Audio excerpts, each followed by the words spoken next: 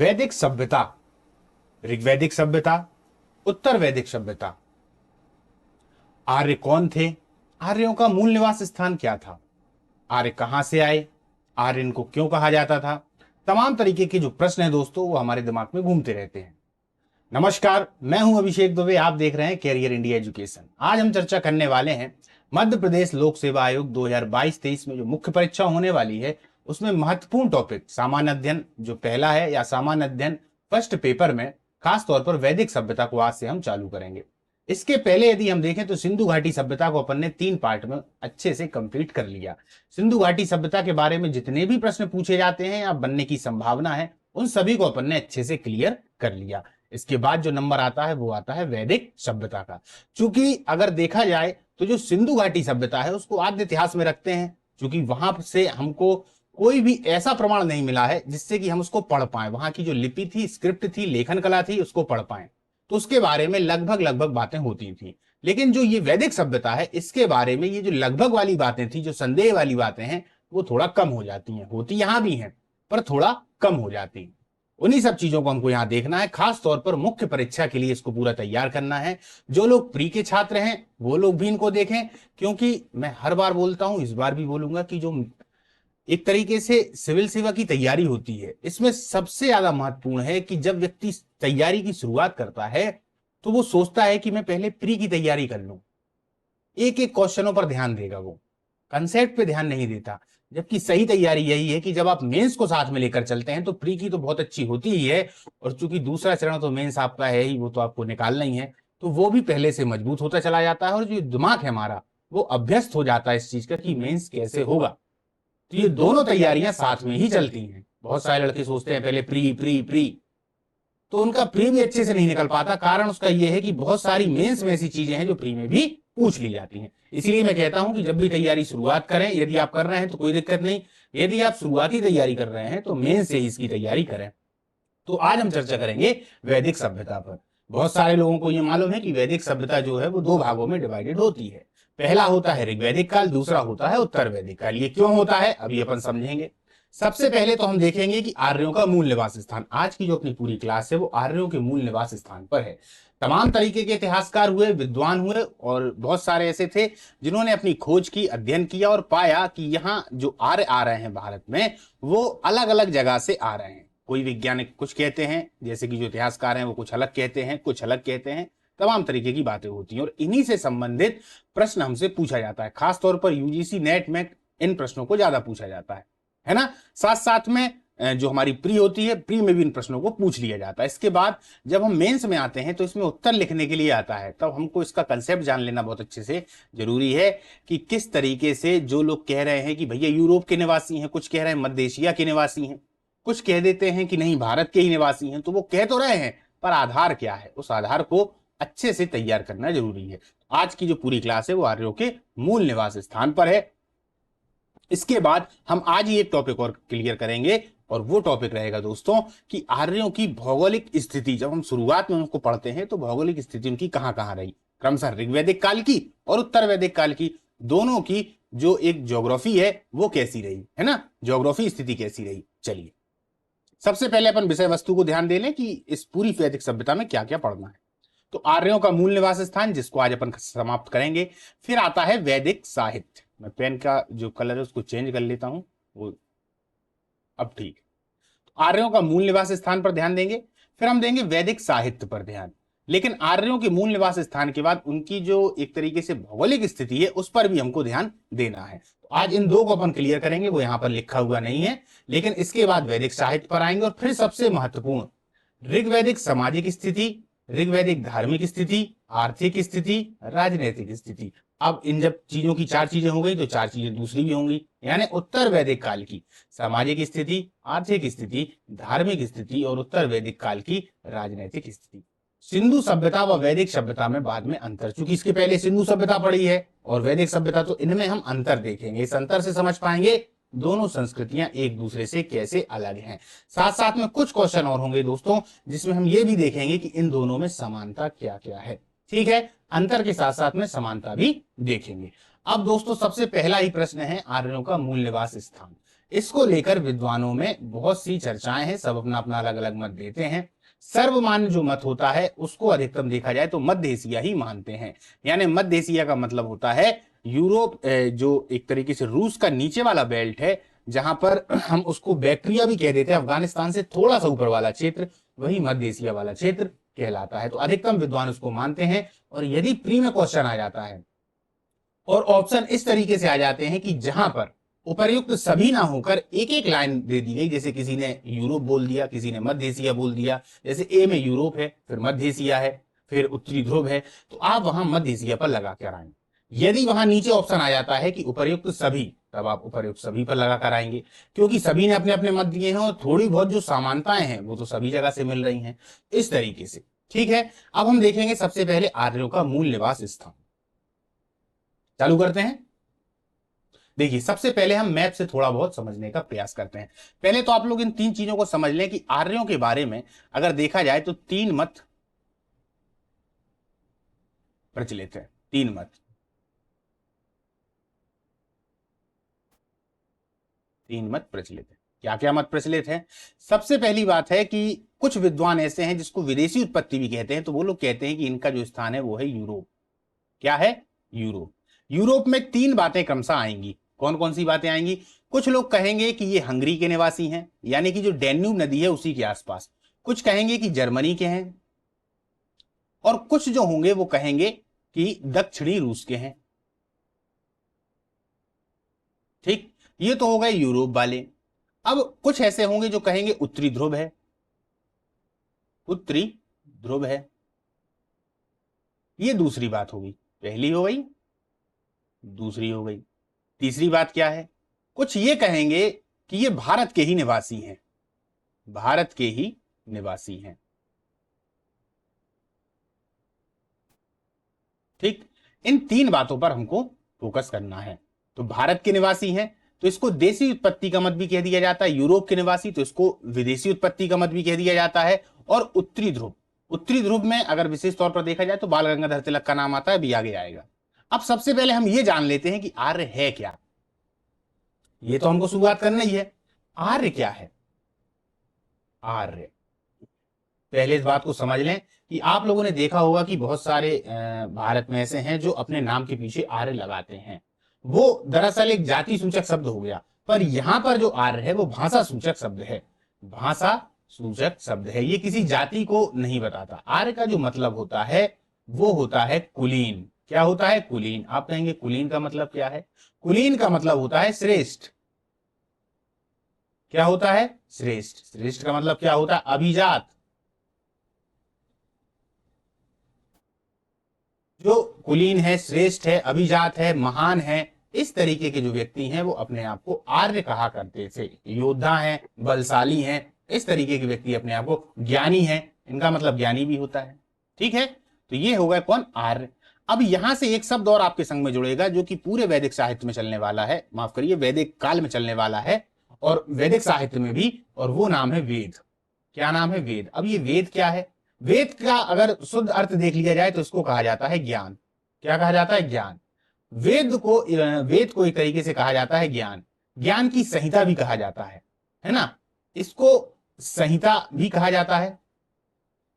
वेद को अपौरुष्य भी कहा जाता है, अपौरुष्य, यानी कि ये पुरुषों के द्वारा लिखे नहीं गए हैं, संकलित किए गए हैं पर लिखे नहीं गए। ये स्वयं भगवान ने अपनी वाणी से अपने शिष्यों को दिया, शिष्यों ने अपने शिष्यों को दिया, और जब भारत में लिपि का ज्ञान हो गया तो लिपि के ज्ञान हो जाने के बाद में इसको संकलित किया गया, इकट्ठा किया गया, है ना। तो इसको कलेक्ट ऑफ नॉलेज भी कहा जाता है। तो इस वेद को जो जानता है, वेद के ज्ञान को जो जानता है, वही आर्य है। ठीक है, यहीं से ये शब्द आ जाता है ज्ञानी यानी आर्य। तो हमने समझा कि आर्य क्या है, वेद क्या है। वेद क्रमशः चार हैं दोस्तों। अब चार वेदों में अगर देखा जाए तो ऋग्वेद है, सामवेद है, यजुर्वेद है और अथर्ववेद है। तो ऋग्वेद जो है इससे हमको जानकारी मिलती है किसकी। अब यहां से आप समझने का प्रयास करिएगा कि हमने देख लिया कि हमने ये मत देख लिए सबसे पहले, इन मतों को भी अपन आगे पढ़ने वाले हैं। आर्य क्या है ये समझ में आ गया, वेद किसे कहते हैं तो ये समझ में आ गया। वेदों के और भी बहुत सारे नाम हैं दोस्तों। जब अपन वैदिक साहित्य पर आएंगे, वैदिक साहित्य का मतलब है वेद से संबंधित साहित्य जो लिखा गया है, जिसको पढ़ना बहुत ज्यादा जरूरी है। किसी वेद को नहीं पढ़ना, वेद में क्या क्या है जो इतिहास की दृष्टि से बहुत महत्वपूर्ण है, उसको पढ़ना है, तो उसको अपन देखेंगे तो हमें इन चीजों का क्लियर हो जाएगा। शुरुआत में मैंने थोड़ा थोड़ा इसलिए बता दिया क्योंकि आपके दिमाग में एक चित्र बन जाए कि ये सब हमारे सामने अब आने वाले हैं। तो हमने वेद देख लिया, आर्य देख लिया, और इसके बाद में जो हमारे जो मत प्रचलित हैं उन मतों को हमने देख लिया। अब हम देखते हैं इसके बाद क्या आएगा। इसके बाद यदि हम चर्चा करें तो वेदों के बाद में जो मुख्यतः चीज आने वाली है वो होगी कहीं ना कहीं इनकी भौगोलिक स्थिति। क्या होगी? भौगोलिक स्थिति। पर उसके पहले एक चीज को और जान लें, तो उत्तर वैदिक काल को दो भागों में बांटा जाता है। उत्तर वैदिक काल, सॉरी, वैदिक काल को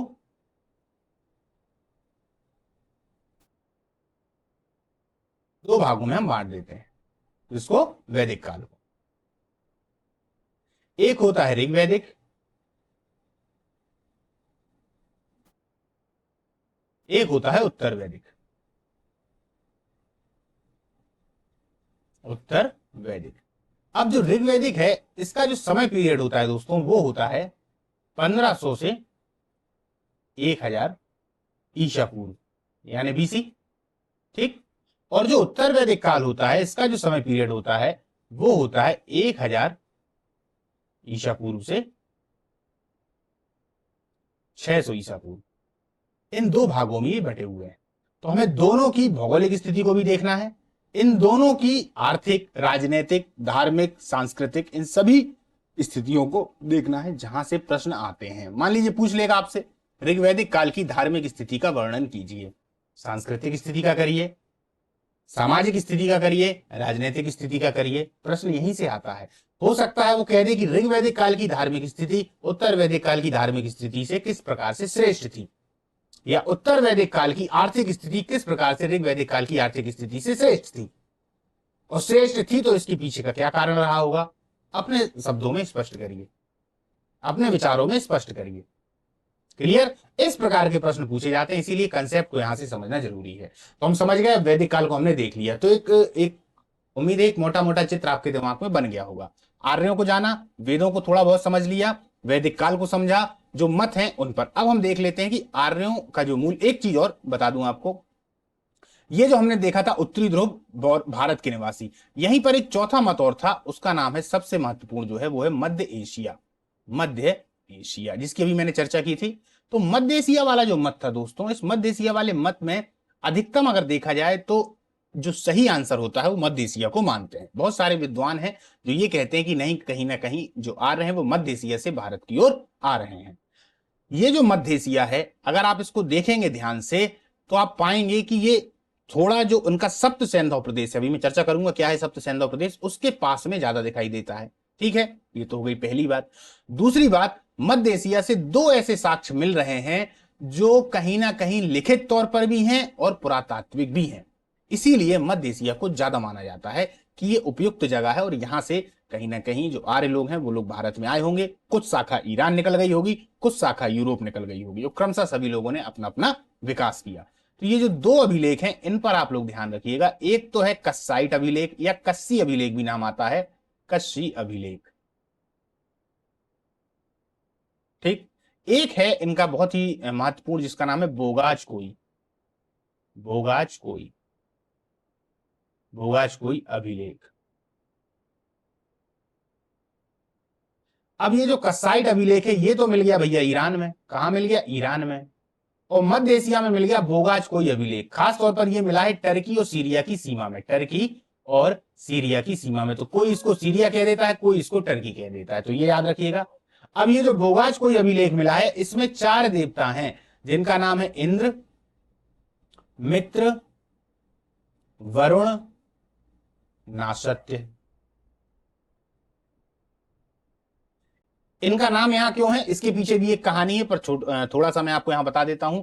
दरअसल दो जनों के बीच में आपस में युद्ध हुआ है, और युद्ध होने के बाद में उनके बीच में समझौता हो रहा है, कॉम्प्रोमाइज हो रहा है। तो उस कॉम्प्रोमाइज के चक्कर में ये जो देवता हैं ये साक्ष्य के रूप में रखे गए हैं कि इनके सामने हम कॉम्प्रोमाइज करते हैं कि अब लड़ाइयां नहीं करेंगे। तो ये 4 देवता हैं। तो ये मध्य एशिया में क्या कर रहे थे? सोचिए, निमंत्रण खाने तो गए नहीं होंगे, वहां पर किसी ने बुला लिया होगा, समझ रहे हैं ना। तो अगर ये वहां पर हैं, वो भी लिखित तौर पर यदि वहां पर हैं, तो कुछ तो है, इसीलिए मध्य एशिया को ज्यादा उपयुक्त माना जाता है। ये चित्र मैंने आपके दिमाग में इसलिए पहले बना दिया कि अब जब आप पढ़ेंगे जो कि किताबी भाषा होगी तो वहां से आपको क्लियर समझ में आता जाए कि भैया पहले ही ये बातें हमारे दिमाग में हैं। और मत आपका जो होगा जब वो सब में आप देखोगे तो आप सोचोगे नहीं यहाँ के भी हो सकते हैं, यहाँ के भी हो सकते हैं, पर जब चूंकि मैंने यहां बता दिया कि अभिलेखीय साक्ष्य मिल जाता है तो हम मध्य एशिया को सब सर्वाधिक उपयुक्त मान लेते हैं। ठीक, चलिए अब अपन देखते हैं आर्यों का मूल निवास स्थान। आर्यों के मूल निवास स्थान के बारे में विद्वानों में मतभेद है, वह अभी किसी सर्वसम्मत निर्णय पर नहीं पहुंच पाए। आर्यों के मूल निवास स्थान के प्रश्न का उत्तर खोजने के लिए विद्वानों ने इतिहास, भाषा, विज्ञान, पुरातत्व, शरीर की रचना शास्त्र और शब्दार्थ विकास शास्त्र का भी तुलनात्मक अध्ययन किया। तुलनात्मक अध्ययन का मतलब होता है एक दूसरे से तुलना करके देख लिया कि भैया इनके कैसे बाल हैं, भूरे हैं तो इनके भी भूरे हैं क्या, हाँ यार दोनों की भूरे भूरे लग रहे हैं, तो एक तथ्य मिल गया। फिर देखा इनकी लंबाई इतनी थी, औसत इनकी लंबाई भी इतनी है। इस प्रकार से तुलनात्मक अध्ययन किया। फिर भी विद्वानों में मतभेद भिन्न भिन्न हैं। क्लियर। आर्यों के मूल निवास से संबंधित विभिन्न मत इस प्रकार के हैं। तो ये है यूरोप, मध्य एशिया, उत्तरी ध्रुव, भारत। एक चीज का चित्र और पहले ही आप लोग बना लें दोस्तों, ये तो 4 मत हैं जिनको हम पढ़ने वाले हैं। साथ साथ एक बात और, इन सब की जो जानकारी हमको मिल रही है वो किससे मिल रही है, इसको अच्छे से समझिए। मैंने अभी बताया था कि वैदिक सभ्यता 2 भागों में बटी हुई है। वैदिक सभ्यता 2 भागों में बटी थी। तो 2 भागों में कौन कौन से मुख्यतः भाग थे, जो भाग थे वो थे, एक तो था ऋग्वैदिक काल, ऋग्वैदिक काल, यहां लड़के बहुत कंफ्यूज होते हैं दोस्तों, ऋग्वैदिक, और एक है उत्तर वैदिक, उत्तर वैदिक। ठीक है, तो ये जो उत्तर वैदिक और ऋग्वैदिक जो आपस में बटे हैं, इनका समय पीरियड अपन ने देखा 1500 से 1000, और ये 1000 से 600। ठीक है, दोनों बीसी हैं। अब इन दोनों में देखा जाए तो ऋग्वेद का जो हमको ऋग्वैदिक काल का जो इतिहास का नॉलेज हुआ या जो इसकी जानकारी है वो केवल ऋग्वेद से ही प्राप्त होती है। किससे, ऋग्वेद से ही प्राप्त होती है। 4 वेद है ना, तो खाली ऋग्वेद से हमें ऋग्वैदिक कालीन जानकारी मिलेगी, पशुपालन की, कृषि की, और वो किस तरीके से रहा करते थे, एक स्थान से दूसरे स्थान पर जाया करते थे, क्या क्या फसलें मिल रही हैं, है ना, इसके अलावा कौन कौन सी नदियां हैं, तो इन सब की जानकारी हमको ऋग्वेद से मिलेगी। और बाकी बाद में जो हैं, जैसे कि हम चर्चा करते हैं, किन किन की चर्चा करते हैं, जिसके बाद होगा क्रमशः अथर्ववेद, सामवेद, यजुर्वेद, अथर्ववेद, फिर आते हैं इसमें ब्राह्मण ग्रंथ। हम सब पे चर्चा करेंगे ये क्या थे, ब्राह्मण ग्रंथ, है ना। फिर इसके बाद में आते हैं कहीं ना कहीं अगर देखा जाए तो उपनिषद। ये सब जितने हैं ये उत्तर वैदिक काल के हैं। उपनिषद अगर देखा जाए तो वेदों के अंतिम भाग हैं, इन्हीं को वेदांत कहा जाता है। क्या कहा जाता है, वेदांत कहा जाता है। इन्हीं वेदों के उपवेद भी आ जाते हैं। लेकिन ये सब कब के हैं, ये उत्तर वैदिक काल की जानकारी देते हैं। ऋग्वेदिक की जो सही जानकारी है वो हमें ऋग्वेद से ही प्राप्त होती है। क्लियर। और ऋग्वेद के जो 10वां मंडल है, जो एक तरीके से कुछ लोग कहते हैं बाद में जोड़ा गया है, कुछ लोग कहते हैं पहले ही जोड़ दिया गया था, तो इसका जो 10वां मंडल है, सब अपने अपने अनुसार व्याख्या करते हैं। 10वें मंडल के बाद जब समाप्त हो जाता है तो उत्तर वैदिक काल चालू हो जाता है। तो एक ये चित्र भी आपको दिमाग में पहले रख लेना है पूरे को पढ़ते हुए, तभी आप चीजों को और अच्छे से क्लियर कर पाएंगे, है ना। जो लोग एकदम से ही नए होंगे, जो लोग पहली बार ही इस चीज को देख रहे हो, वैदिक सभ्यता को देख रहे हो, तो उनको थोड़ा बहुत कंफ्यूजन हो सकता है, पर जिन लोगों ने पढ़ रखा होगा तो वो लोग अच्छे से समझ पा रहे होंगे। लेकिन आप इन चित्रों को अपने दिमाग में बना लेंगे, काल्पनिक चित्र आपके दिमाग में एक नक्शा टाइप का बन जाएगा, उसी पे आधार पे ऊपर चलते हुए फिर अपन इसका पूरा घर बनाएंगे। ठीक है, तो नींव पहले मजबूत होनी चाहिए। हमने किन किन को देखा है एक बार और, मतों को देखा जिनको हम पढ़ने वाले हैं, वेद क्या थे, आर्य क्या थे, फिर हमने देखा कि जो अभिलेखीय साक्ष्य था वो ईरान से मिला, बोगाजकोई से मिला, वहां 4 प्रकार के जो भगवान थे वो मिल गए। इसके बाद में वैदिक काल को 2 भागों में बांटा, और इनकी हमें जानकारी एक की ऋग्वेद से ही मिलती है और बाकी की हमें सामवेद, यजुर्वेद, अथर्ववेद, ब्राह्मण ग्रंथ, उपनिषद इनसे मिल जाती है। ठीक है, चलिए अब हम देखते हैं सबसे पहले यूरोप का मत, जो यूरोप के बारे में कह रहे हैं कि ये यूरोप से आए हुए हैं, तो ऐसा क्यों है। देखिए, यूरोप, आर्यों के मूल निवास स्थान यूरोप होने के मत का समर्थन अधिकांशतः पश्चिमी देश के विद्वान करते हैं। कौन करते हैं, पश्चिमी देश के विद्वान। उनके इस मत के समर्थन के 2 प्रमुख आधार हैं। वो आधार किसको बनाते हैं, पहला तो वो कह रहे हैं कि यूरोप की लिथुनियन भाषा सबसे प्राचीन है और यह इंडो यूरोपियन परिवार की भाषा है। भाषा को आधार बना रहे हैं। यह भाषा अपरिष्कृत यानी ज्यादा ठीक नहीं है, अपेक्षाकृत कम विकसित है। अतः पश्चिमी देशों के विद्वानों ने अनुमान लगाया कि इस भाषा में भारतीय भाषा परिवार की मूल अविकसित प्रतिछाया दिखाई देती है। यानी कि वो कह रहे हैं कि जो भारतीयों की भाषा है वो जैसी अविकसित है वैसी ही लिथुनियन जो भाषा है वहां की वो भी अविकसित है। लेकिन चूंकि दोनों इंडो इंडो और यूरोपियन समुदाय से संबंधित हैं, तो इंडो यूरोपियन समुदाय संबंधित होने के कारण दोनों में आपस में समानताएं दिखाई देती हैं, जो इस बात का संकेत है कि यूरोप के ही किसी निकटवर्ती क्षेत्र में आर्यों का मूल स्थान रहा होगा। एक तो ये बात हो गई, ठीक है भैया। दूसरा, इंडो यूरोपीय भाषा समूह में सामान्यतः प्रचलित शब्द एवं युक्तियां इंडो यूरोपीय भाषा में अधिक प्रचलित हैं, जबकि एशिया की जो इंडो यूरोपीय भाषा में तुलनात्मक दृष्टि से बहुत कम प्रचलित है। इसका कारण आर्यों का यूरोप से आरंभिक भौगोलिक समीप रहा होगा। दूसरा कारण ये बताते हैं। तो ये दो कारण आपको अच्छे से समझ में आ गए होंगे। अब हम आगे देखते हैं। कुल मिलाकर इन दोनों कारणों का मतलब है कि भाषा के चक्कर में ये बोलते हैं। अब भाषा के अलावा इन्होंने कुछ और भी मत दिए हुए हैं जिससे ये लोग बताते हैं कि ये कहां कहां में रहे होंगे। अब कहां कहां रहे होंगे, तो यूरोप में वो ऐसी 3 जगह हैं। अब देखिए, विद्वानों ने यूरोप के 3 क्षेत्रों में आर्यों के मूल निवास स्थान की संभावना व्यक्त की है, जो इस प्रकार है। सबसे पहला है डैन्यूब नदी घाटी अथवा हंगरी, ये हो गया पहला, ठीक है। अब देखिए, डॉक्टर पी गाइल्स ने कैम्ब्रिज हिस्ट्री ऑफ इंडिया में यह विचार प्रस्तुत किया कि आर्यों का मूल निवास स्थान हंगरी अथवा डैन्यूब नदी की घाटी रहा होगा। उनके अनुसार इंडो यूरोपियन भाषा परिवार की विभिन्न भाषाओं के तुलनात्मक विश्लेषण से प्राचीन आर्यों का जो भौगोलिक पर्यावरण ज्ञात होता है, जो पर्यावरण है वहां का, उसकी समानता हंगरी अथवा डैन्यूब नदी घाटी के क्षेत्र से की जा सकती है। होता क्या है कि जब हम सिंधु घाटी सभ्यता को पढ़ते हैं तो हम देखते हैं कि वहां पर कोई समुद्र जैसा नहीं है, पर्वत है, नदी है, झीलें हैं, बहुत सारा जो मैदान है वो उपजाऊ है। इसी तरीके की जो भौगोलिक स्थिति है वही हंगरी में है, डैन्यूब नदी के आसपास है। वहां भी आसपास में कोई समुद्र नहीं है लेकिन दूर में है। जब आप नक्शे को देखेंगे तो आप देखेंगे हंगरी वाले क्षेत्र में ये जो समुद्र है, खासतौर पर बाल्टिक सागर की बात कर ली जाए, और जो आसपास है वो बहुत दूर दूर पे है, पास में नहीं है।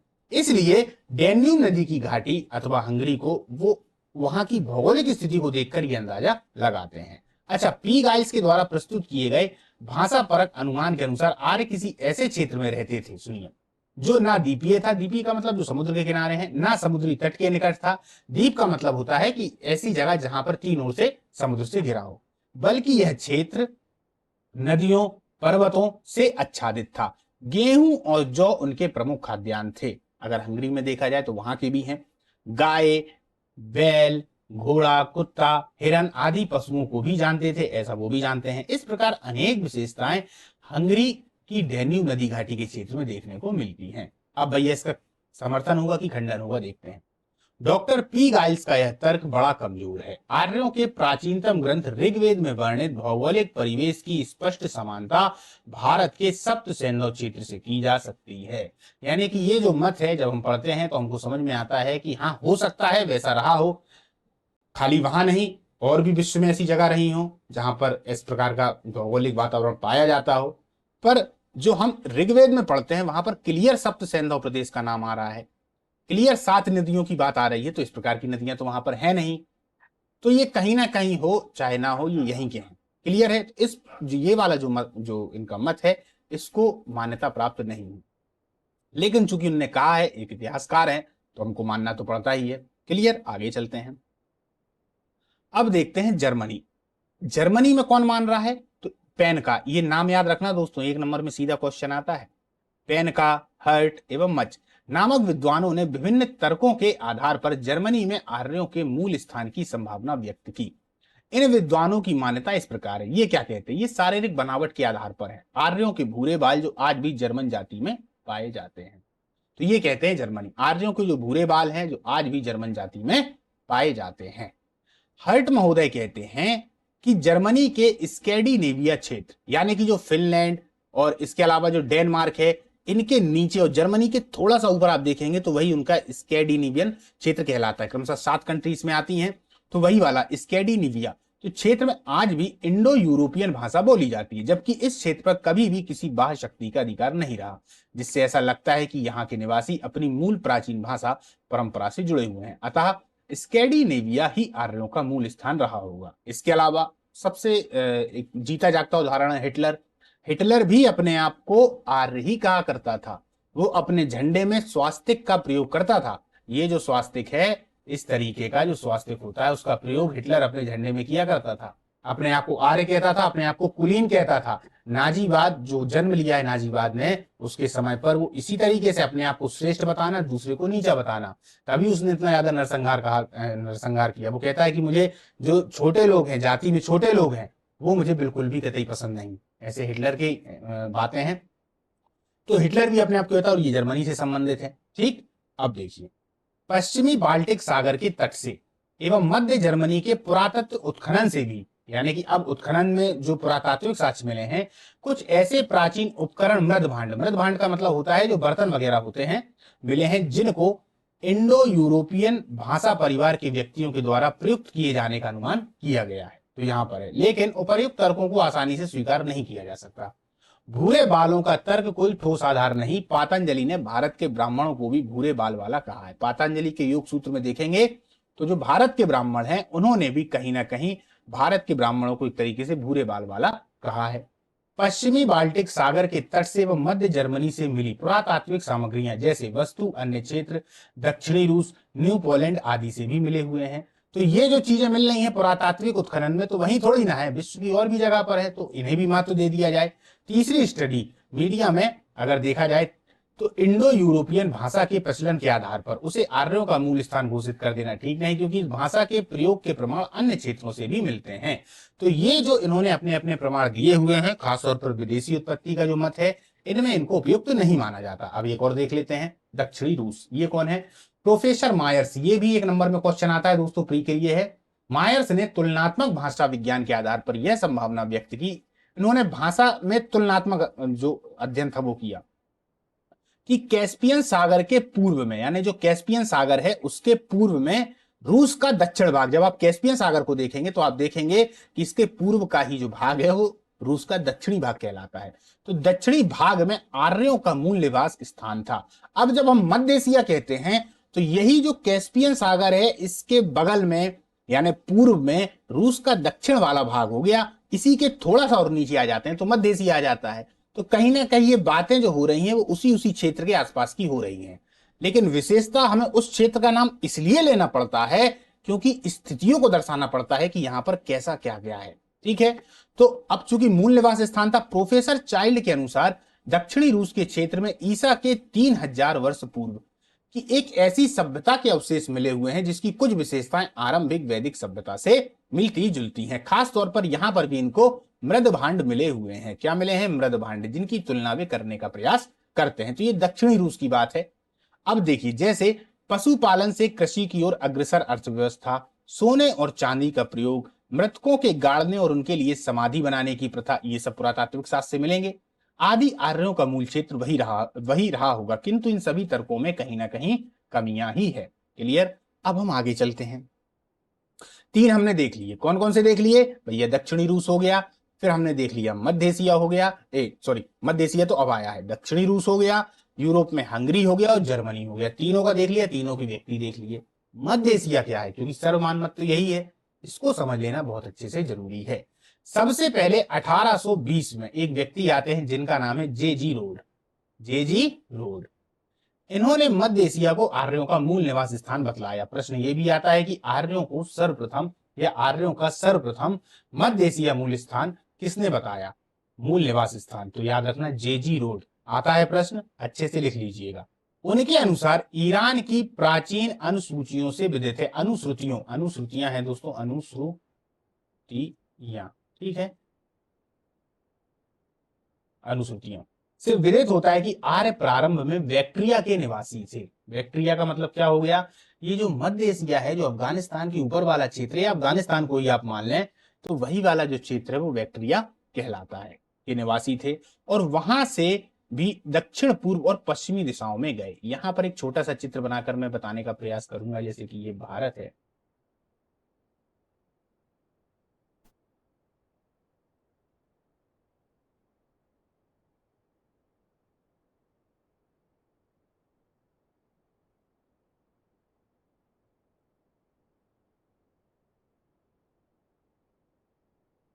है ना? ये वाला क्षेत्र तो हो गया पाकिस्तान, उस समय तो पाकिस्तान था ही भारत में, साथ साथ में ये वाला जो क्षेत्र था ये था अफगानिस्तान। तो ये जो अफगानिस्तान था इसका जो ऊपर वाला क्षेत्र और यहां वाला जो पूरा वाला क्षेत्र होता है वही बैक्टीरिया कहलाता है। ठीक है, तो बैक्टीरिया हो गया, ये बैक्टीरिया है, बैक्टीरिया के निवासी थे और वहां से ये दक्षिण पूर्व और पश्चिमी दिशाओं में गए। तो अब यहां से यदि आप दक्षिण पूर्व देखेंगे तो दक्षिण हो गया ये और पूरब हो गया ये, तो इनके बीच की दिशा में ये भारत की ओर आ गए। क्लियर।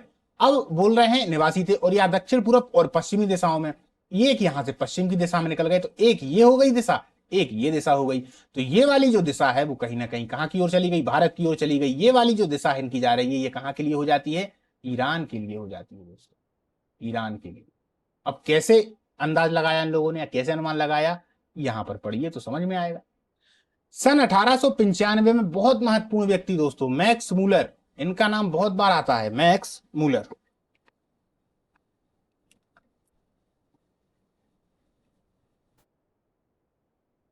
मैक्स मूलर एक अच्छे इतिहासकार हैं और बार बार इनका नाम आता है, खासतौर पर प्राचीन भारत में तो आता ही है। तो ये मैक्स मूलर ने मध्य एशिया में आर्यों के मूल निवास स्थान होने की प्रबल संभावना व्यक्त की। पहला व्यक्ति जेजी रोड जिन्होंने कहा, उनके अनुसार मध्य एशिया से आर्यों की एक शाखा दक्षिण पूर्व की ओर गई जो इंडो ईरानी आर्य शाखा के नाम से जानी जाती है। इसको क्या कहेंगे, इंडो ईरानी। बाद में यह ईरानी आर्य एवं भारतीय आर्य दो शाखाओं में बट गए। ये जो यहां से जा रही थी ये दो भागों में बट गई। क्लियर है, यहां पर जो मैंने आपको बताया वही है एक तरीके से देखा जाए तो। कुछ समय तक ये लोग साथ में रहे, ये लोग जब साथ में रहे तो इन दोनों की संस्कृतियां एक दूसरे से प्रभावित हुई, जिनके कुछ शब्द इनके ग्रंथों में मिलते हैं। जो शब्द ऋग्वेद में मिलते हैं उनकी तुलना जिंदे अवेस्ता से की जाती है। जिंदे अवेस्ता ईरान के जो व्यक्ति हैं, ईरान या जो पारसियों का प्रमुख धर्म ग्रंथ है, तो यहां से उनकी तुलना की जाती है। यहीं से एक और शाखा थी जो टोटल पश्चिम से थोड़ा ऊपर की ओर निकल जाती है, उसको कह दिया जाता है कि ये लोग यूरोप चले गए और यूरोप में इन्होंने अपना कार्य किया, यहाँ यूरोप में ये लोग विकसित हुए। ठीक, तो ये मध्य एशिया को मानने वाला जो तर्क था वो बता दिया आपको। भारतीयों ने ऋग्वेद की रचना की, अब सुनिए, तथा ईरानी यात्रियों ने जिंदावेस्ता की, दोनों की हुई। ईरानी और भारतीय आर्यों में अधिक समानता का मुख्य कारण उनके लंबे समय तक एक साथ रहना था।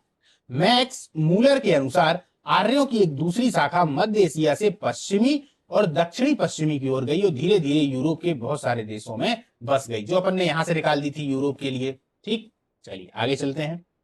सन 1874 में सेयस प्रोफेसर ने मध्य एशिया में आर्यों के मूल निवास होने के मत का समर्थन में नवीनतम प्रस्तुत कर दिए या नवीनतम विचार प्रस्तुत किए।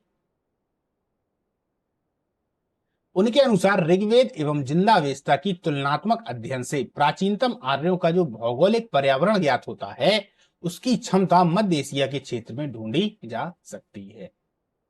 ये वाली लाइन तो आप लोगों को समझ में आई गई होगी दोस्तों। चलिए आगे चलते हैं।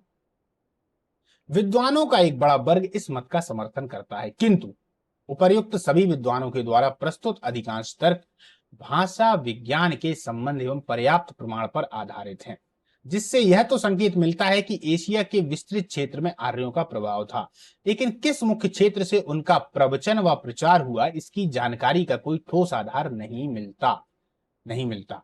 साथ साथ में मध्य एशिया में दो अभिलेख जो मैंने आपको बताए, इसके माध्यम से मध्य एशिया वाला जो मत होता है मजबूत हो जाता है। कसाइट अभिलेख, बोगाचकोई अभिलेख, जिसको हम एशिया माइनर भी कहते हैं।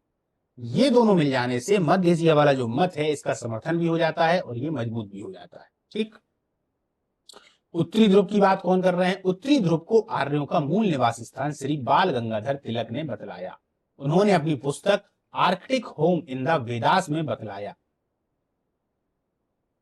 कि आर्यों का प्रारंभिक निवास स्थान क्षेत्र उत्तरी ध्रुव था, जहां जलवायु अत्यंत प्राचीन काल में तो मानव आवास के लिए अनुकूल थी, बाद में अत्यधिक वृष्टि यानी कि वर्षा, खासतौर पर हिमवृष्टि, क्योंकि यहां पर बर्फबारी होगी, एवं प्रतिकूल जलवायु के कारण उसको छोड़ दिया और वह भारत के सप्त सिंधु प्रदेश में बस गए। किंतु आर्यों के मूल स्थान के बारे में तिलक के विचार को विद्वानों के द्वारा स्वीकार नहीं किया जाता। इन्होंने एक किताब थी the Arctic home in the Vedas, ये इन्होंने जेल में किताब लिखी हुई है दोस्तों। इस किताब में ये कहते हैं कि जो आर्य लोग हैं वो उत्तरी ध्रुव से आ रहे हैं। ये बताने का प्रयास करते हैं कि ऋग्वेद में कुछ जगह पर कुछ श्लोकों में 6 महीने का दिन और 6 महीने की रात की बात आई है। 6 महीने का दिन और 6 महीने की रात। तो ऐसी बातें तो उत्तरी ध्रुव में ही होती हैं। उत्तरी ध्रुव ही एक है, क्योंकि जब हम पोल में देखते हैं, एक ऊपर का पोल और एक नीचे का पोल, तो पृथ्वी इस तरीके से घूम रही है, साथ साथ में ऐसी भी घूम रही है। तो विज्ञान के नियम के अनुसार जब हम देखते हैं तो परिक्रमण काल की वजह से वहां पर 6 महीने के दिन 6 महीने की रात होते हैं। वो विज्ञान का कंसेप्ट है, उसको नहीं बताऊंगा मैं, पर आप लोग जानते हैं। तो 6 महीने रात 6 महीने दिन, तो ऐसे श्लोक ऋग्वेद में कुछ आए हैं, बहुत ज्यादा मात्रा में नहीं है, 1 या 2 हैं। उन्हीं को आधार मानकर कहीं ना कहीं जो बाल गंगाधर तिलक हैं, इनका निवास स्थान उत्तरी ध्रुव बताते हैं। इसी प्रकार एक मत और है दोस्तों, यहां लिखा नहीं है, उसको समझ लें। एक व्यक्ति और हैं जिनका नाम है स्वामी दयानंद सरस्वती। स्वामी दयानंद सरस्वती,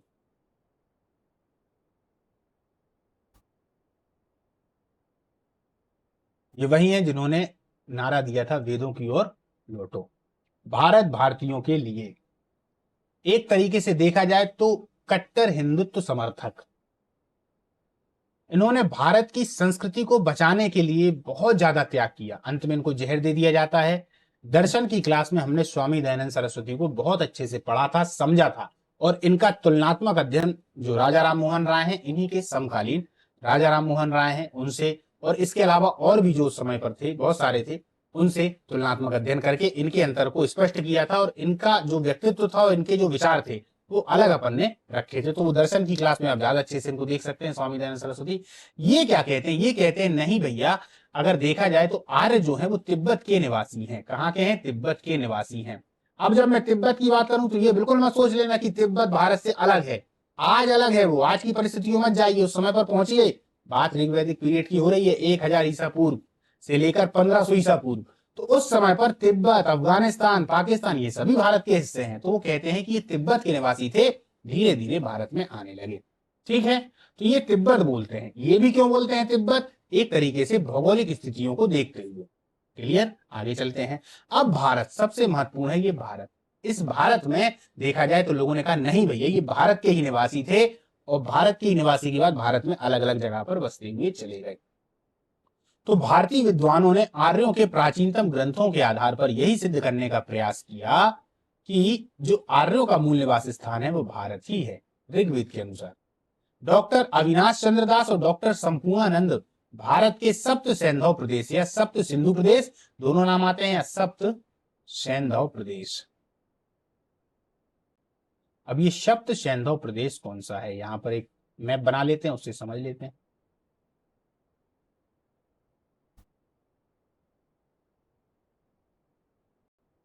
ये वाला जो क्षेत्र है दोस्तों, मान लीजिए ये सीमा हो गई भारत की।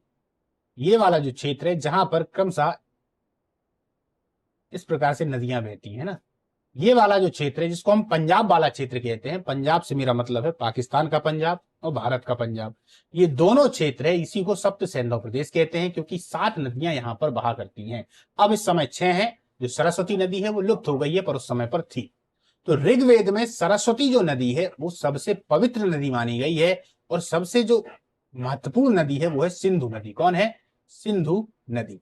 तो वो कहते हैं ये सिंधु नदी, और साथ साथ में ये जो साथ साथ में नदियां मिल रही हैं, जैसे ब्यास का नाम आता है, सतलज का नाम आता है ना, इन सभी का नाम आता है। व्यास हो गया, सतलज हो गया, सिंधु हो गया, सरस्वती हो गया, धृतवती हो गया, ये जितनी भी नदियां, चिनाब हो गया, आश्किनी हो गया, तो ये जितनी भी नदियां हैं, इन नदियों के बीच का जो स्थान है सप्त सैंधव प्रदेश। तो उसी को 2 जन मान रहे हैं, जिनका नाम है अविनाश चंद्र दास और डॉक्टर संपूर्णानंद। ये भारत के सप्त सैंधव प्रदेश को मानते हैं, क्योंकि जब ऋग्वेद को देखते हैं तो वहां पर पूरा समझ में आता है कि हाँ भैया इस प्रकार की नदियां हैं। 25 बार से ज्यादा ही बार सिंधु नदी का नाम आया है। वैसे 25 ऑप्शन में आता है तो 25 लगाना।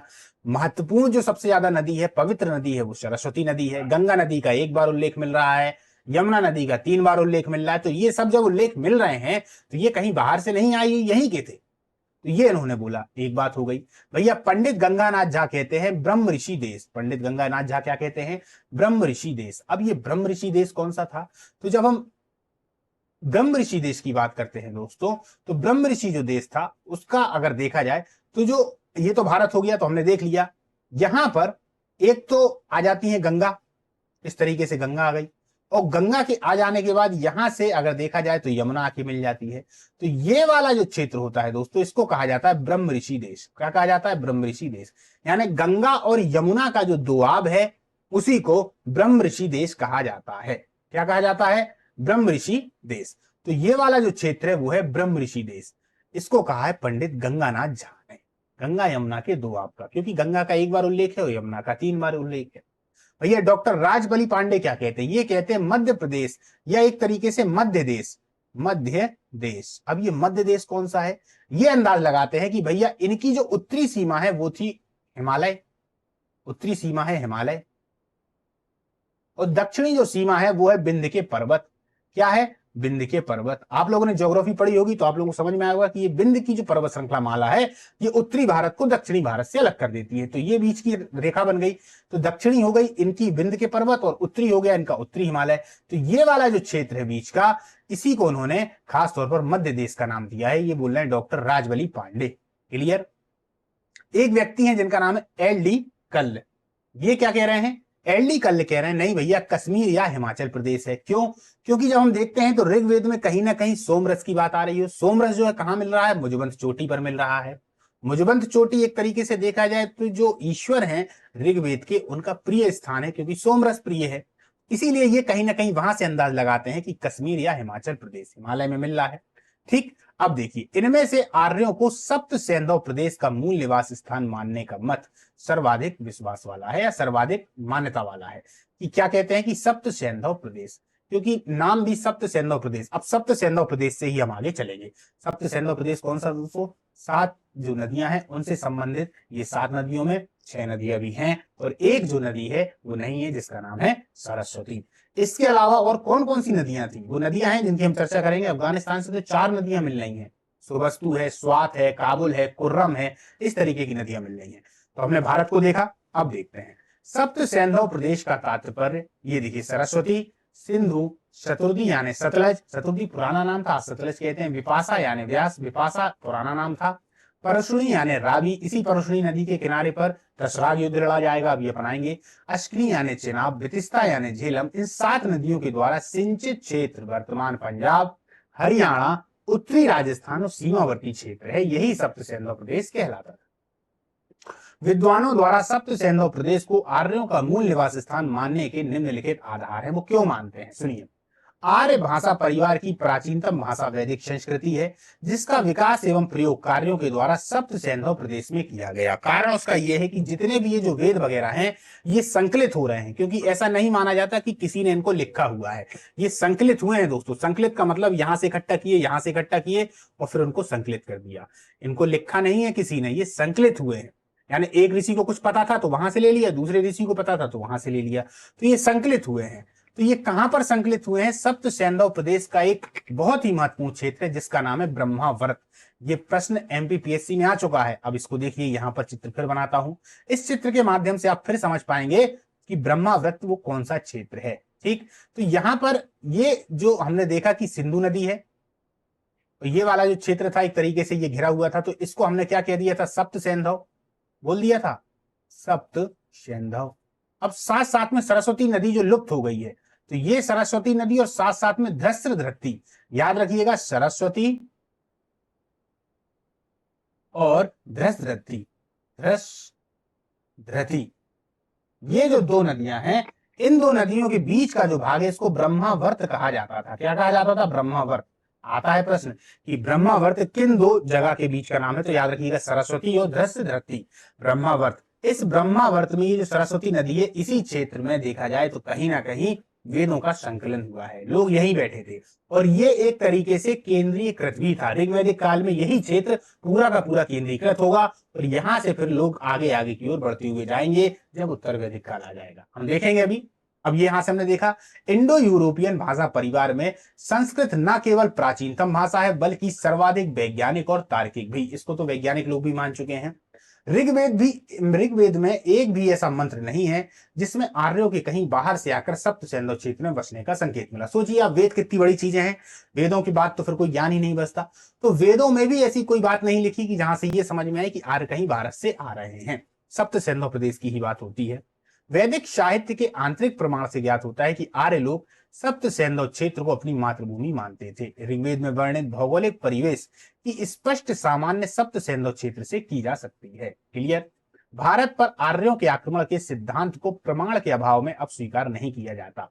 कारण क्या है, पहले मानते थे कि आर्यों का आक्रमण, एक आर्यों के आक्रमण के रूप में हम देखते हैं कि सिंधु सभ्यता के पतन को भी मानते हैं, पर अब चूंकि साक्ष्य नहीं मिल पाए से तो उसको माना नहीं जाता। लेकिन जिन लोगों ने माना है तो पढ़ना तो है। पुरातात्विक प्रणाली से अब यह ज्ञात हो गया है कि हड़प्पा सभ्यता के नगरों का विनाश प्राकृतिक परिस्थितियों के कारण हुआ था, ना कि आर्यों के आक्रमण के कारण। नवीन अनुसंधान से सिंधु सरस्वती सभ्यता एवं वैदिक सभ्यता की कुछ मौलिक समानताएं सामने आई हैं। दोनों का भौगोलिक क्षेत्र सप्त सैंधव प्रदेश है। डॉक्टर भगवान सिंह ने अपनी पुस्तक दी वैदिक हड़प्पांस में वैदिक साहित्य से उद्धत ऐसे बहुत से प्रमाण दिए जिससे ज्ञात होता है कि विकसित नगरीय जीवन वैदिक सभ्यता का भाग था। इस बुक को याद रखिएगा दोस्तों, जब लास्ट में हम लिखेंगे तो इस बुक को आप लिख देंगे तो काफी अच्छा एक तरीके से उत्तर आपका माना जाएगा। डॉक्टर भगवान सिंह की पुस्तक है दी वैदिक हड़प्पन्स। वैदिक मतलब एक तरीके से वैदिक सभ्यता और हड़प्पन यानी सिंधु सभ्यता, तो दोनों को मिला जुलाकर इन्होंने एक अच्छी सी एक किताब लिखी है, प्रमाण के साथ इन्होंने प्रस्तुत करने का प्रयास किया है। भारतीय विद्वानों के उपयुक्त मतों को अन्य देशों के अधिकांश विद्वान स्वीकार नहीं करते। क्यों करेंगे? इन तर्कों के विरुद्ध वो अपने तर्क देते हैं। वो कहते हैं जो विद्वान हैं कि भारतीय भावुकता के कारण यानी एक अपनत्व के कारण, क्योंकि भारत में रह रहे हैं इसीलिए कहेंगे कि भारत भारतीयों के लिए, भारत में ही जन्म हुआ, तो ये भावुकता है।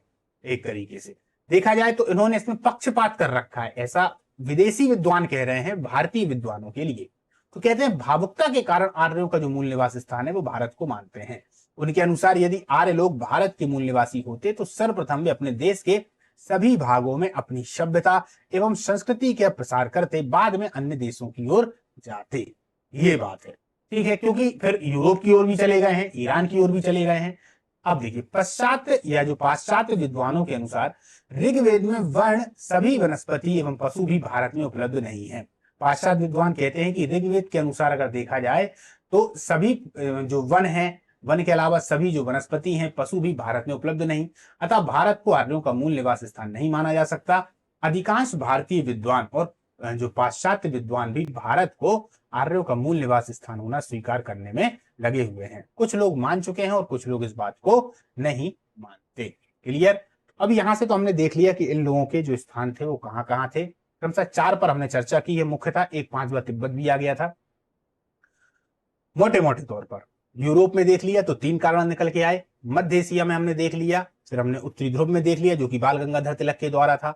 जब हमने तिब्बत की बात की तो स्वामी दयानंद सरस्वती जी की बात की, और भारत में जो भारत में ही यदि इनका जन्म हुआ है तो क्रमशः वहां पर 4 से 5 व्यक्तियों को देख लिया। सभी को कारण सहित अपन ने इनकी व्याख्या भी कर ली।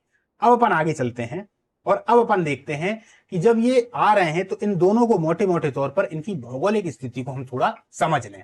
रहने के हिसाब से ये जो भी अपन ने देखा था ये तो आने के हिसाब से था कि कहां से आ रहे हैं, सब अपना अपना बोल रहे हैं। कोई कह रहा हंगरी से आ रहा है, कोई कह रहा यूरोप से आ रहा है, कोई कह रहा तिब्बत से आ रहे हैं, उत्तरी ध्रुव से आ रहे हैं, सबने अलग अलग मत दिए। अब जब ऋग्वेद के अनुसार हम पढ़ते हैं और ऋग्वेद के बाद में जो अन्य वेद है उसमें उत्तर वैदिक काल को पढ़ते हैं तो हम देखते हैं कि अभी इस समय पर इनकी भौगोलिक स्थिति क्या है। एक मैं यहाँ पर चित्र बनाऊंगा और यहां से अपन समझने का प्रयास करेंगे। ठीक, ये बहुत ज्यादा जरूरी है दोस्तों, क्योंकि भौगोलिक स्थिति को समझ लेने के बाद आपका जो पूरा का पूरा आधार है ये अच्छे से मजबूत हो जाएगा। मजबूत हो जाने के बाद फिर दोनों स्थितियों को अपन एक एक करके पढ़ेंगे, दोनों की धार्मिक, राजनीतिक, सामाजिक स्थितियों को पढ़ेंगे, है ना, और चीजें क्लियर होती हुई चली जाएंगी। ठीक, ये बना लिया अपन ने भारत का मैप।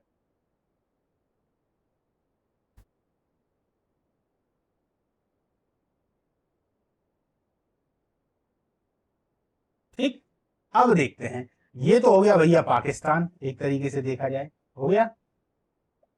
ये हो गया अफगानिस्तान वाला क्षेत्र।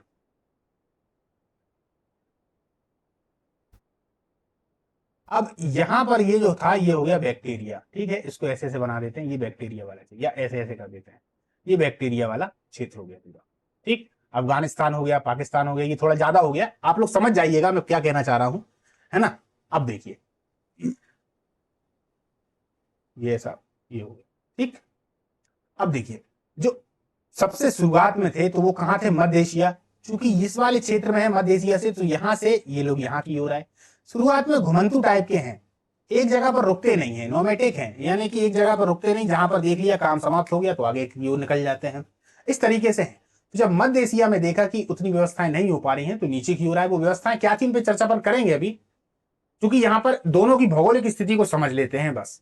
तो यहां जब ये आगे बढ़ते हैं तो नीचे की ओर जैसे ही आएंगे, जब ये नीचे की ओर आते हैं तो ये वाला जो क्षेत्र था, ये वाला क्षेत्र कहलाने लगा क्या, सप्त सैंधव प्रदेश। क्यों? क्योंकि 7 नदियों की भूमि मुख्यतः यहीं पर है। यहां से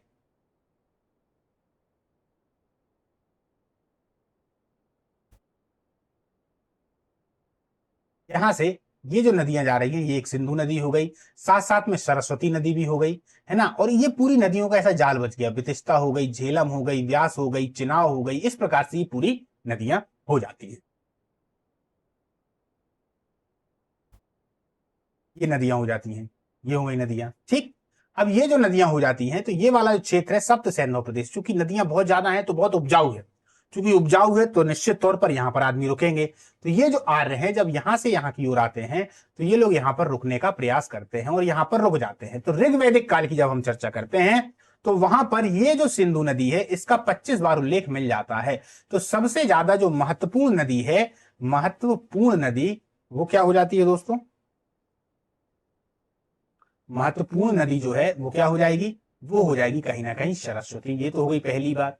अब दूसरी बात क्या है भैया, दूसरी बात ये है इसमें महत्वपूर्ण की सबसे पवित्र नदी कौन सी है, तो ये जो है ये है सरस्वती। सॉरी, जो महत्वपूर्ण नदी है वो है कौन सी, सिंधु।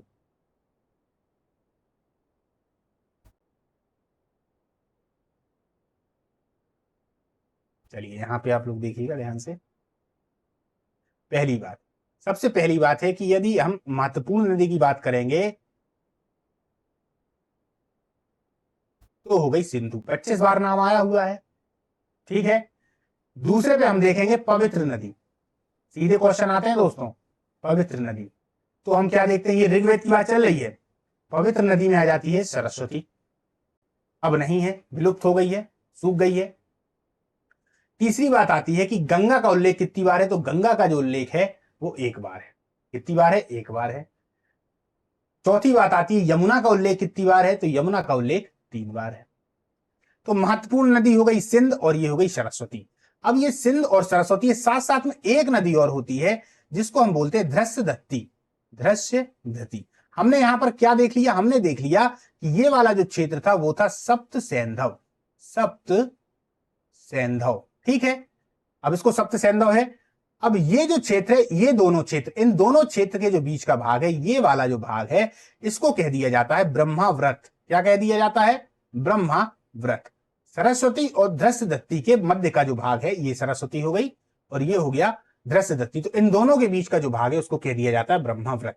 ब्रह्माव्रत एक तरीके से जो ऋग्वैदिक काल है, ऋग्वैदिक काल के जो जितने भी व्यक्ति हैं उन सभी ऋग्वैदिक कालों का एक तरीके से जो ज्ञान है और जो कलेक्शन हो रहा है, नॉलेज का कलेक्शन हो रहा है, वेदों को संकलित किया जा रहा है, वो सरस्वती नदी के किनारे पर ही किया जा रहा है। साथ साथ वो लोग यहीं पर केंद्रीकृत हैं, ये पूरे वाले क्षेत्र में केंद्रीकृत हैं और धीरे धीरे यहां से आगे बढ़ने का प्रयास करते हैं। लेकिन चूंकि ऋग्वेद में गंगा नदी का उल्लेख एक बार मिलता है, गंगा का अगर देखा जाए तो गंगा किस तरीके से आती है, इस तरीके से आती है गंगा, और गंगा के आने के बाद यहां से यमुना मिल जाती है, तो यहां से यमुना मिल जाती है, तो यमुना तक वो आ गए तो उन्होंने 3 बार उल्लेख किया, पर गंगा का एक ही बार उल्लेख है। तो यहां से ये अंदाज लगाते हैं कि कहीं ना कहीं गंगा नदी के उस पार नहीं गए, तो इनकी जो पूर्वी सीमा है वो क्या बन जाती है, गंगा नदी बन जाती है। तो ऋग्वैदिक काल से क्या क्या बातें निकल कर आई कि ऋग्वैदिक काल की जो पूर्वी सीमा है, पूर्वी सीमा वो हो जाती है गंगा, ठीक है, क्लियर हो गई, गंगा। उत्तरी सीमा कौन सी हो जाती है, उत्तरी सीमा जो है वो हिमालय है। भैया दक्षिणी सीमा कौन सी हो जाती है, दक्षिणी सीमा में यदि देखा जाए तो विंध्य के पर्वत हैं, यह विंध्याचल श्रेणी है, ठीक। अब देखिएगा, अब ये थोड़ी देर कुछ और आगे बढ़ेंगे, जब उत्तर वैदिक काल आएगा यानी कि 600 ईसा पूर्व के बाद हम आएंगे, 1000 से 600 ईसा पूर्व के पास आएंगे, ईसा पूर्व में, तब क्या होगा, तब अथर्व वेद में दोस्तों एक कथा आती है, उसको बोलते हैं विदेह माधव की कथा। विदेह माधव की कथा ऐसी है कि जब हम अथर्ववेद को पढ़ेंगे तो समझेंगे, थोड़ा सा जान लीजिए। विदेह माधव एक व्यक्ति हैं जो कि सरस्वती नदी के तट पर रहते हैं, सरस्वती नदी यही ब्रह्माव्रत वाला जो क्षेत्र है यहां पर रहा करते हैं। एक बात और याद रखिएगा, ये तो हो गया ब्रह्माव्रत, और एक और है ये वाला जो क्षेत्र है गंगा यमुना का जो दुआब है, इसको कहा जाता है ब्रह्माव्रत। क्या कहा जाता है, ब्रह्माव्रत, ठीक। इन दोनों ब्रह्माव्रत नहीं, इसको माफ करिए, इसको कहा जाता है ब्रह्म ऋषि देश। कौन सा? ब्रह्म ऋषि। यह ब्रह्म ऋषि, ब्रह्मर्षि या ब्रह्मर्षि या ब्रह्म ऋषि। तो ये हो गया ब्रह्मर्षि और ये हो गया ब्रह्माव्रत। ठीक, अब समझने का प्रयास करिएगा। ये हो गया ब्रह्माव्रत। अब पूर्वी गंगा, हिमालय, विंध्य पर्वत, चूंकि कुछ समय के बाद ये जो नोमेटिक थे, उत्तर वैदिक काल में हो जाती है लोहे की खोज। कृषि एक तरीके से स्थायी हो जाती है। पहले कृषि अस्थायी थी, एक जगह से दूसरी जगह जाते थे करने के लिए। अब चूंकि जो कृषि है वो अस्थायी हो गई।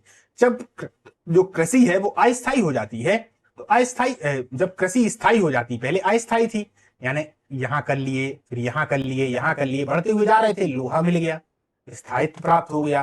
तो इसके बाद में फिर ये लोग रुकने का प्रयास करते हैं। जो विदेह माधव की कथा आती है, तो विदेह माधव एक व्यक्ति हैं जो इस कथा के माध्यम से कहीं ना कहीं बताने का प्रयास करते हैं कि एक व्रत, यानी गोला, आग का गोला यहां से जाता हुआ, यहां से जाता हुआ यहां तक पहुंचता है, और यहां पर एक नदी है जिसका नाम है सदा नीरा। क्या है? सदा नीरा। इसको गंडक भी कहा गया। क्या कहा गया है? सदा नीरा और गंडक। इस गंडक नदी में आकर वो आग का गोला गिर जाता। अब ये आग का गोला बीच में कहां से आ गया? अपन तो यार इतिहास की बात कर रहे थे, ये कहां से अलग कहानी आ गई? ये कहानी है दरअसल अथर्ववेद में। यहीं से, इस कहानी से ये अंदाजा लगाया जाता है कि अब उत्तर वैदिक काल की जो पूर्वी सीमा है वो हो जाती है सदा नीरा या गंडक। क्या हो जाती है? सदा नीरा या गंडक। ऋग्वैदिक काल की क्या थी? गंगा नदी थी। ठीक है, अब यहां पर अगर देखा जाए इस वाले क्षेत्र को, यहां से पेन में चेंज करता हूं ताकि आप समझ जाएं और अच्छे से। ये अब ये वाली जो सीमा है, ये वाली जो सीमा है, अब ये पूरा जो हो गया वो क्या हो गया? उत्तर वैदिक काल। ये भी रही, ऐसा नहीं है कि ये नहीं थी, अलग अलग थोड़ी ना रह रहे थे, रहे तो वो एक ही जगह पर रहे थे, लेकिन शुरुआत यहां तक होती है तो गंगा नदी तक, और गंगा नदी के बाद फिर ये, और गंगा नदी के ये वाला जो क्षेत्र है दोस्तों, अभी अगर देखा जाए तो अभी तक में उत्तर वैदिक काल में ये वाला जो क्षेत्र है, जहां पर मगध आएगा, जहां पर पाटलिपुत्र आएगा, इनको क्रमशः अनार्य कहा गया है आर्यों के द्वारा।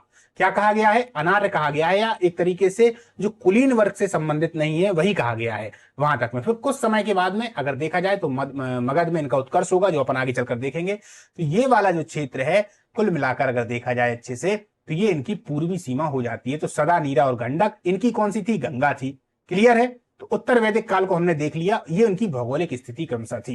भैया उत्तर में यदि आ जाए तो हिमालय इनकी पूर्वी सीमा है, हिमालय इनकी उत्तरी सीमा है, क्योंकि हिमालय इतना बड़ा है कि इसको पार करके कोई नहीं गया, आज भी कोई नहीं जाता।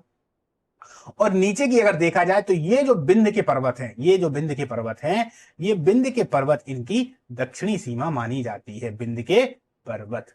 क्लियर हो गया? तो हमने दोनों को देखा, यहां भी देख लिया, यहां को देख लिया। किन किन क्षेत्रों को देख लिया? ब्रह्माव्रत को देखा, ब्रह्मर्षि क्षेत्र को देखा, सैंधव प्रदेश को देखा। ये सैंधव प्रदेश था दोस्तों, और सैंधव प्रदेश में केंद्रीकृत थे। ये जो ब्रह्मर्षि देश था, ये तो ब्रह्माव्रत हो गया। ये जो ब्रह्मर्षि देश था, चूंकि इसको इसलिए बताया गया था यहां पर, क्योंकि जब ये यहां से आते हैं तो आने के बाद में जब उत्तर वैदिक काल आता है तो इनकी जो केंद्रीय स्थिति है वो यहां हो जाती है। उत्तर वैदिक काल में केंद्रीकरण यहां हो जाएगा, मतलब अधिकतम जनसंख्या यहां रहेगी, और कुछ लोग फिर धीरे धीरे इस सीमा तक में रहते हैं। और यहां पर जो केंद्रीय व्यवस्था थी या केंद्रीकरण वाली व्यवस्था थी, जो संकेंद्रण था एक तरीके का, वो कहां था? तो वो सप्त सैंधव प्रदेश में था। उम्मीद करता हूं कि ये भौगोलिक स्थितियां आपको अच्छे समझ में आ गई होंगी। हमने भौगोलिक स्थिति को देखा, आर्य लोग कहां से आ रहे थे इसको भी हमने अच्छे से देख लिया, सबके अलग अलग मत थे इनको देख लिया।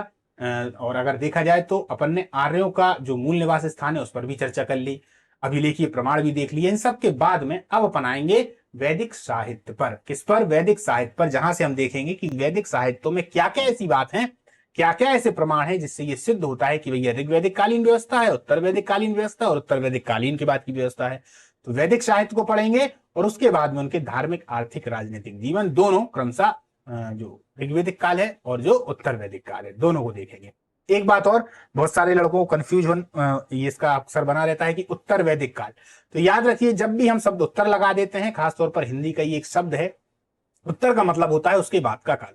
जैसे शब्द आएगा मौर्य काल, तो मौर्य उत्तर काल, तो मौर्य के बाद का काल, मतलब मौर्यों के बाद का काल।